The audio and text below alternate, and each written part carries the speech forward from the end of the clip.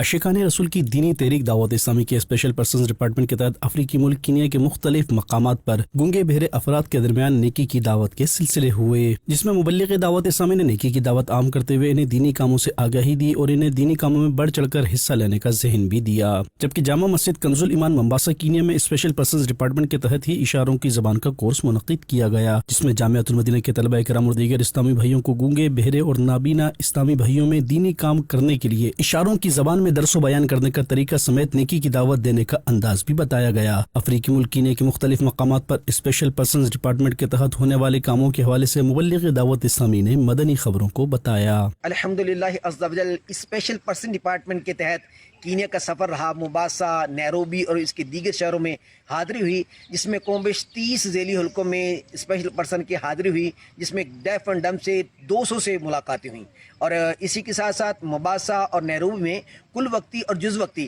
اشاروں کے زبان کے کورس کروانے کی بھی سعادت حاصل ہوئی۔ اسی طرح ان کے جو ہمارے ڈیف کے کلبز ہیں اور ان کے اسکول ہیں، ان میں بھی حاضری ہوئی، اور ڈیف کا جو آل کنٹری کینیا کا جو ہے اس میں بھی حاضری ہوئی، اور ان کا جو صدر ہے اس سے بھی ملاقات ہوئی، اور دعوت اسلامی کا تعارف بھی کروایا گیا اور نیکی کی دعوت پیش کی۔